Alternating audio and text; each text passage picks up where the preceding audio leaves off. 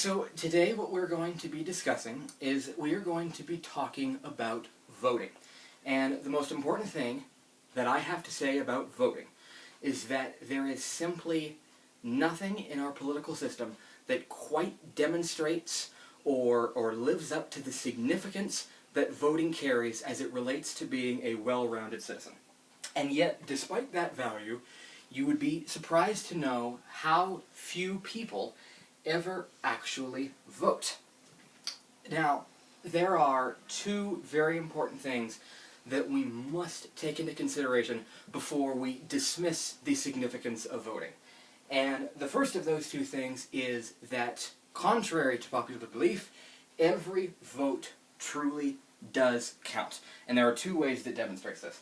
The first is that there are a surprisingly vast amount of instances throughout history in which very vital, very important elections have been settled by the smallest of margins.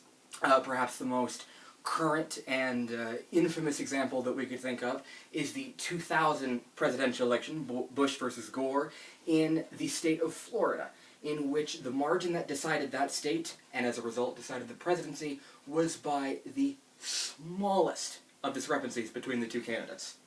And the other thing to bear in mind as it relates to every vote counts is that when you're dealing in presidential primaries, in which a nominee becomes their nominee by winning individual state delegates, a lot of states dole out their delegates not based on who wins the entire state, but based on who wins individual counties.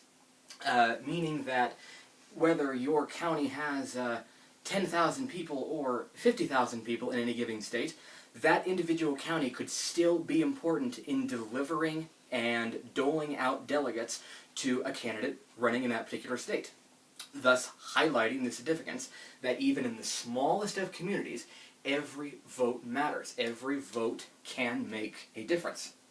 And now, the second thing that we need to bear in mind as it relates to the importance of voting and how that impacts one's role as a citizen is that it adds a certain value, it adds a certain excitement and investment in how our political system functions. Voting is your way of dealing a certain kind of judgment on how you think our country, the direction that you believe our country should be headed, the kind of choices that we make, the kind of culture that we manifest. Voting is your way of putting your own personal view, your own personal spin on that discussion, on that overall topic.